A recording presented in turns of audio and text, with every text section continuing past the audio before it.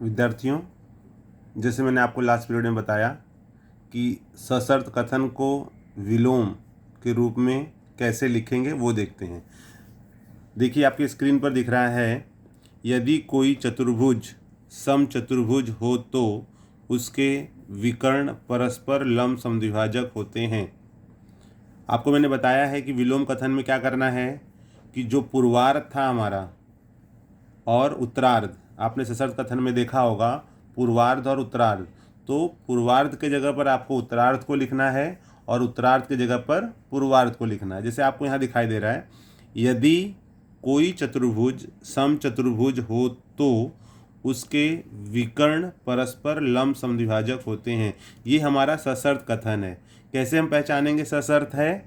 तो आप देख रहे हो इसमें यदि और तो, यदि तो यह कथन का इस्तेमाल हुआ है, इसलिए यह सशर्त कथन है। इस कथन को हमें किस रूप में लिखना है? विलोम। विलोम का मतलब होता है जैसे विपरीत या उल्टा।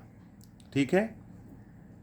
अब इसमें जहाँ तो के बाद वाला जो स्टेटमेंट है उसको आपको पहले लिखना है, और जहाँ पर यदि वाला जो स्टेटमेंट से स्टार्ट हो रहा है यदि से, उसको जैसे आपने तो के बाद वाला पहले लिखा और यदि से जो स्टार्ट हुआ है उसको बाद में लिखना है। जैसे अब यहाँ पर यदि वाला जो स्टेटमेंट है इसी को हम कहते हैं पूर्वार्ध। यहाँ से लेके यहाँ तक ये हमारा पूर्वार्ध है, और तो के बाद में जो है यह स्टेटमेंट हमारा उत्तरार्ध है। तो हमें क्या करना है? इसका अदला बदली। अदला बदली का मतलब है कि जो स्टेटमेंट तो के बाद में है, मतलब जो हमारा उत्तरार्ध है, इसको पहले लिखना है, और जो पूर्वार्ध है उसको उसके बाद में लिखना है। हम देखते हैं कैसे लिखा जाएगा ये। तो हम यहाँ पर लिखेंगे यदि, जैसे लिखा है ना, तो के बाद में उसके विकर्ण परस्पर लंब समद्विभाजक होते हैं। तो आप इसको क्या लिख सकते हो? इसको आप लिख सकते हो यदि किसी चतुर्भुज, ठीक है, यदि किसी चतुर्भुज के विकर्ण, क्योंकि यहाँ पे ऐसे है उसके विकर्ण, तो यदि किसी चतुर्भुज के विकर्ण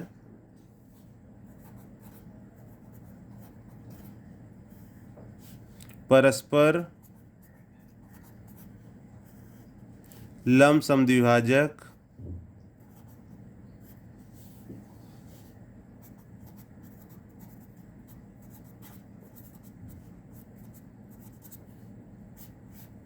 विकर्ण परस्पर लंब समद्विभाजक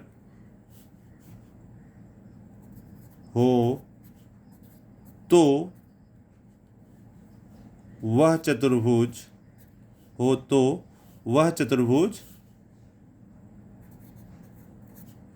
चतुर्भुज समचतुर्भुज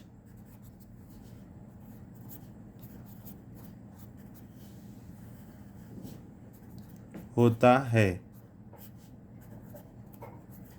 ठीक है।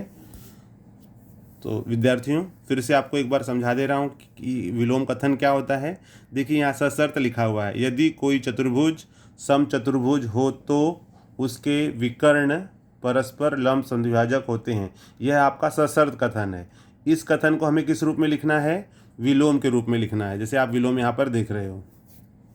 तो मैंने आपको समझाया कि सशर्त कथन से विलोम में करने के लिए आपको ध्यान रखना है कि जो हमारा पूर्वार्ध है उसको बाद में लिखना है, और जो उत्तरार्ध है उसको पहले लिखना है। तो कैसे आप पहचानोगे कि उत्तरार्ध क्या है, पूर्वार्ध क्या है? तो जो यदि से स्टार्ट हुआ है वह कथन आपका पूर्वार्ध है, और तो के बाद से जो स्टार्ट हुआ है वह आपका उत्तरार्ध है।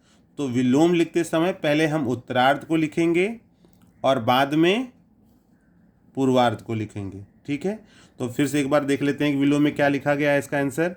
जैसे यहाँ पर है, यदि कोई चतुर्भुज समचतुर्भुज हो तो उसके विकर्ण परस्पर लंब समद्विभाजक होते हैं। तो हम यहाँ पर उत्तरार्ध से स्टार्ट करेंगे, तो के बाद से। जैसे लिखा हुआ है उसके विकर्ण परस्पर लंब समद्विभाजक होते हैं, तो आपको मालूम है उसके मतलब चतुर्भुज के। तो आपको लिखना है यदि किसी चतुर्भुज के विकर्ण, बस यहाँ पर यही स्टार्ट करना है यहीं से, यदि किसी चतुर्भुज के विकर्ण, जैसे उसके था तो उसको आपको अपने थोड़ा सा जोड़ लेना है। यदि किसी चतुर्भुज के विकर्ण परस्पर लंब समद्विभाजक हों तो, लंब समद्विभाजक हों तो, जैसे यहाँ लिखा है होते हैं तो उसको आपको हो तो वह चतुर्भुज, कोई चतुर्भुज है तो वहाँ पे हो जाएगा वह चतुर्भुज समचतुर्भुज होता है। तो इस प्रकार से सशर्त कथन का हम विलोम लिखते हैं। आगे हम देखेंगे बच्चों, जैसे यहाँ पर देखिए दिया गया है सशर्त कथन सत्य हो तो उसका विलोम भी सत्य होगा, यह जरूरी नहीं है। जैसे इसमें आपने देखा कि यदि कोई चतुर्भुज समचतुर्भुज हो तो उसके विकर्ण परस्पर लंब समद्विभाजक होते हैं। तो आप इसको ऐसे भी कह सकते हो कि जिस चतुर्भुज के विकर्ण परस्पर लंब समद्विभाजक हो वह समचतुर्भुज होता है। मतलब ये जो कथन सीधा दिया हुआ है, अगर इसको उल्टा भी करोगे तो भी आपका कथन सही होता है। लेकिन ऐसा जरूरी नहीं है कि सशर्त कथन में जो चीज़ें सही दी गई हैं विलोम करने पर वह सही हो। तो हम दूसरे एग्जाम्पल के माध्यम से ये जो कथन दिया गया है इसको हम समझने का प्रयास करते हैं। यह मैं आपको अगले वीडियो में बताऊंगा।